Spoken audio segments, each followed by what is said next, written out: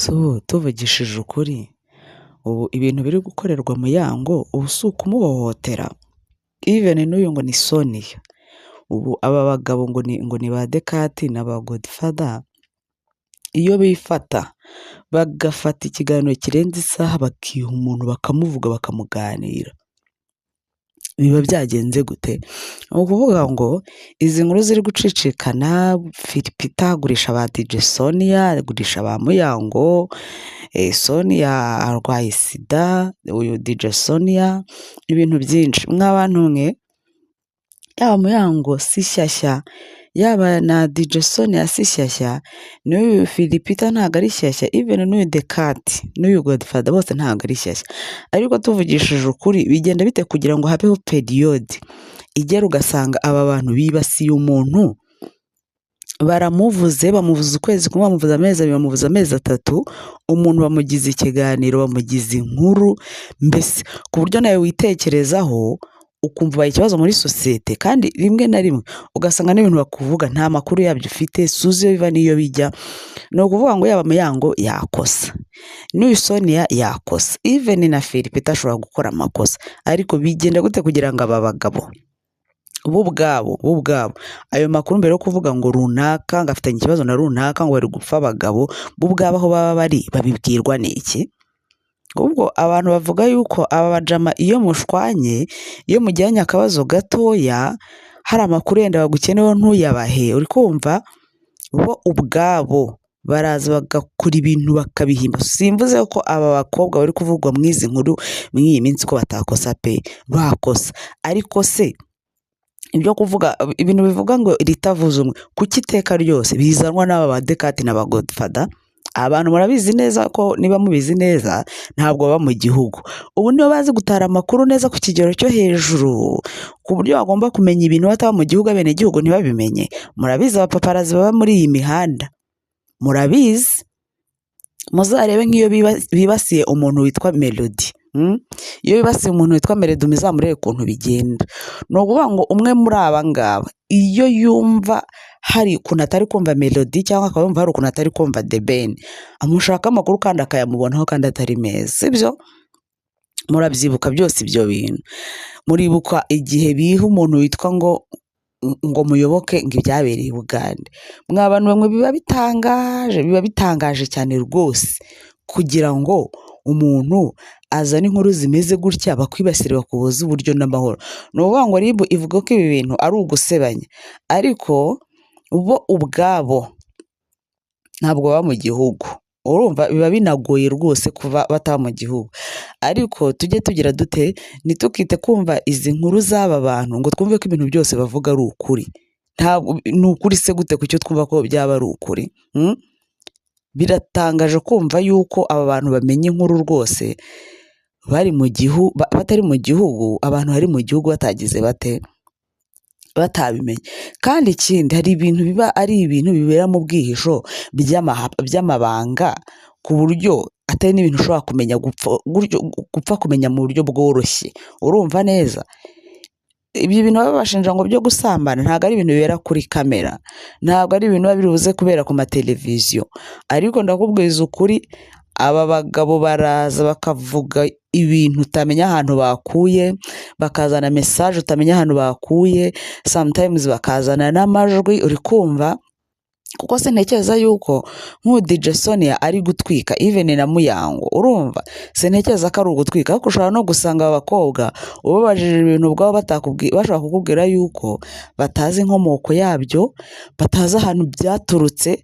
Muribuka Muyango avuga yuko gukora muri social media, yego nyine uramamaye, bishobora no kugutunga kubera izina ryawe, ariko aravuga ngo bisaba gukomera, bisaba kwihangana kugeza ku gihe umwana yavuze ngo ubu yarakomeye, yabaye, niba nabikoresha ijambo, yarakomeye nyine kugeza ku kigero cy'uko atagikangwa n'ibintu bimuvugwaho, kubera yuko bimajije kuba byinshi, bimajije kuba too much.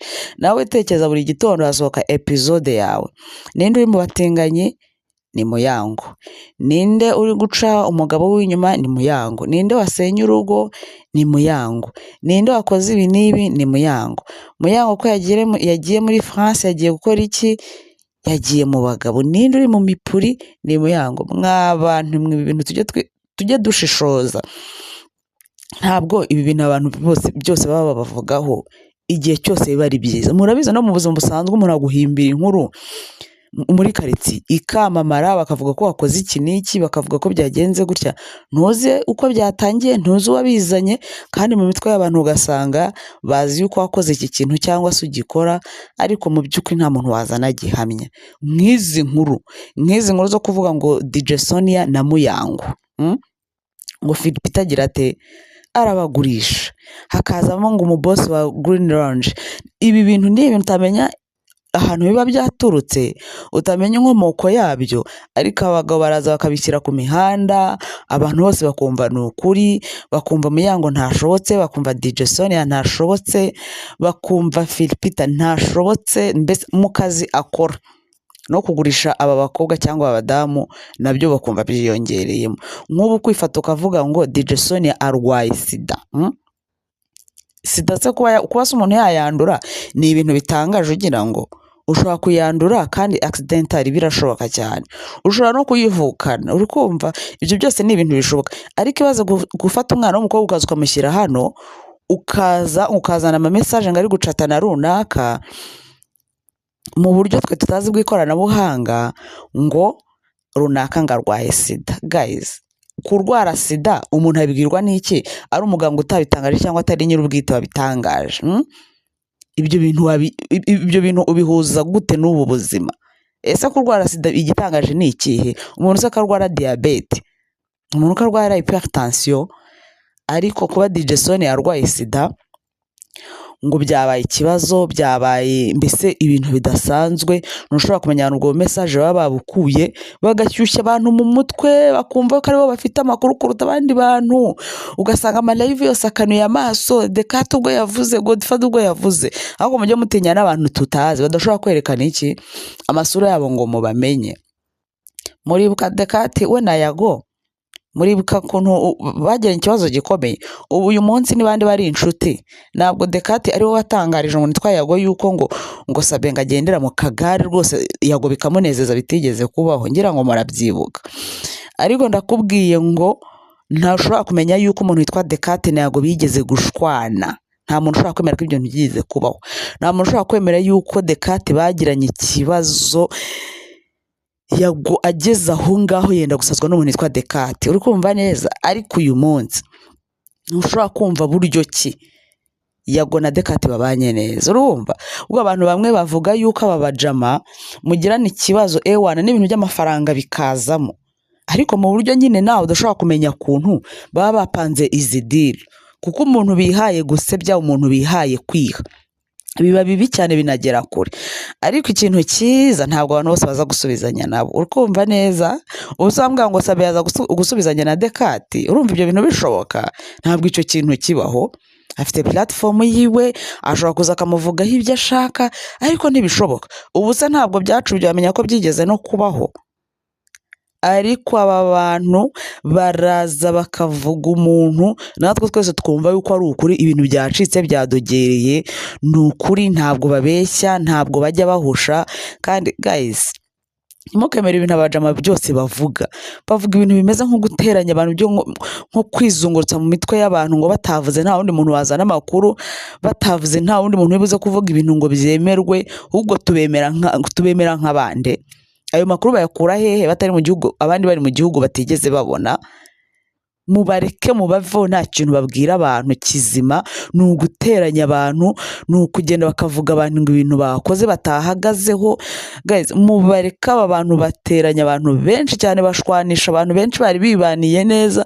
Inkuru nyinshi bagiye bazana, bagiye ubwabo bazana, ngira ngo mwagiye mubona neza ko ari iki, ari ibihuha. Ngira ngo ibyo bintu mwarabibonye. Ngira ngo muribuka Dekate akora ikiganiro n'umuntu witwa Yago, bakora live. Dekate niwe wavuze ngo Yago ngo agende, ngo Sabe ngo agendera mu kagare.